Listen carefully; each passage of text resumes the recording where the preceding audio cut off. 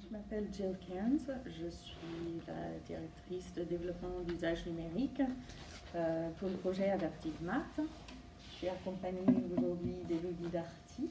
Bonjour. Qui travaille avec moi pour les relations avec les enseignants et la communauté d'utilisateurs d'Adaptive Math.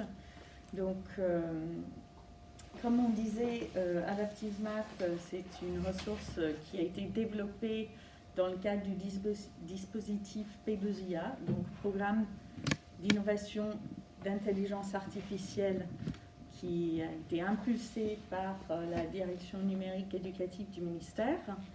Donc il y a 6 projets qui existent, 3 pour le français et 3 pour les mathématiques pour le cycle 2. Donc Adaptive Math fait partie des projets pour les mathématiques, donc qui s'adressent aux élèves du cycle 2, CP, CE1, CE2. Donc ce que nous allons faire dans ce court temps aujourd'hui, c'est de vous parler des principes fondateurs d'Adaptive Math, comment c'est conçu et créé. On va vous faire une démonstration pour que vous puissiez voir à quoi ça ressemble. Donc autant côté élève que les tableaux de bord à destination des professeurs. Et puis après, nous pourrons faire soit questions-réponses, échanger sur des scénarios d'usage. Et si vous avez vos tablettes ou quelque chose avec vous aujourd'hui, nous pouvons même vous aider pour faire votre demande d'accès en tant que directeur. Et comme ça, vous verrez comment ça se passe pour les professeurs dans vos équipes. Du coup, donc, ce que je disais, c'est Adaptive Math, donc c'est un assistant pédagogique. Nous nous positionnons au service de l'enseignant. Et de l'apprentissage des élèves des mathématiques, donc en cycle 2. Et on peut avancer, merci. Cet outil, Adaptive Math, a été fondé sur 3 principes. Donc en lien avec la recherche, donc 3 domaines d'innovation avec la recherche. Donc tout d'abord, des recherches récentes en sciences cognitives pour aider l'élève à maîtriser les concepts de nombre et d'opération à partir de ses connaissances intuitives, donc partant d'eux et l'aidant à dépasser. Nous proposons 4 modules actuellement, donc le sens du nombre, calcul réfléchi, fait numérique et calcul réfléchi, et 2 modules sur la résolution des problèmes, donc d'abord arithmétique, module 3, et grandeur et mesure, module 4. Il y a un 5e module qui est en cours d'élaboration, qui sera sur la géométrie. Donc c'est une plateforme qui est très complète, qui couvre les 5 domaines fondamentaux des programmes. Ensuite, à ces modules d'exercices autocorrectifs, donc il y en a 8000 actuellement,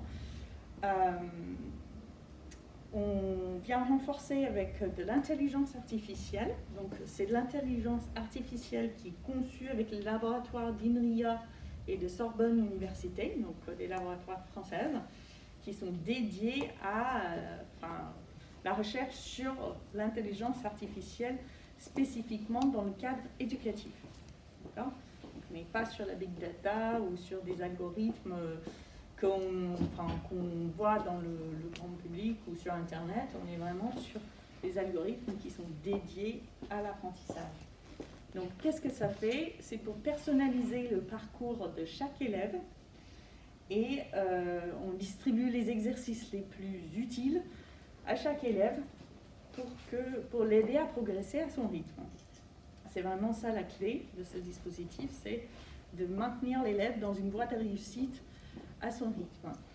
Ensuite, pour le professeur, l'IA va venir synthétiser et présenter dans des visualisations que nous vous montrons tout à l'heure, des données sur les progrès des élèves,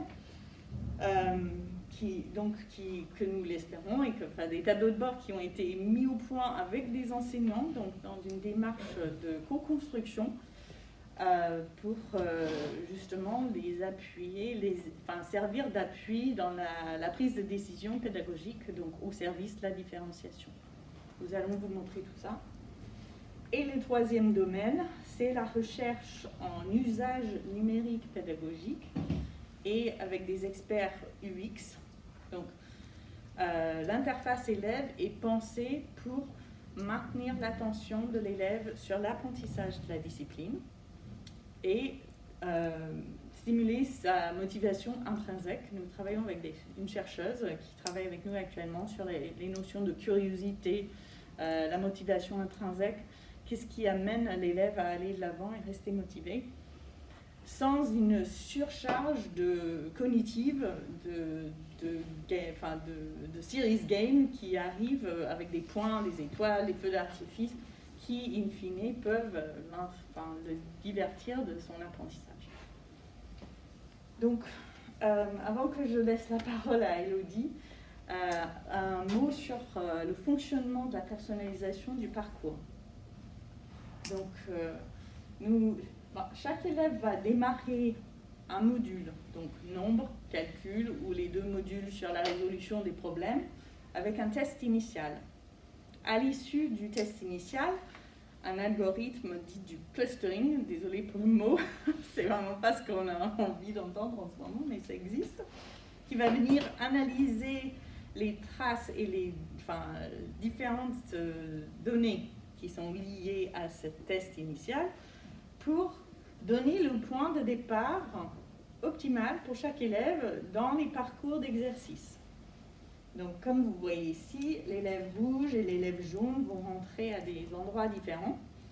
Et en continu, un algorithme appelé le bandit manchot va venir distribuer dans une zone on appelle ça le ZPDE, la zone proximale de développement, où il va choisir l'exercice le plus utile dans une zone qui est anticipée par l'algorithme en continu au fur et à mesure.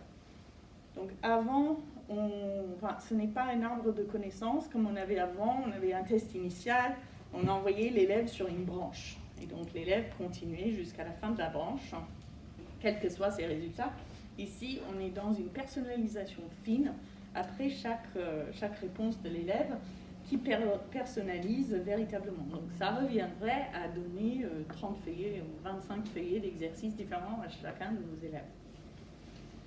On finit le parcours avec soit un moment de validation ou un test final qui va venir clore et considérer comme acquis les objectifs d'apprentissage du module. Et tout cela, c'est entouré par un dashboard intelligent qui est consultable à tout moment par le professeur.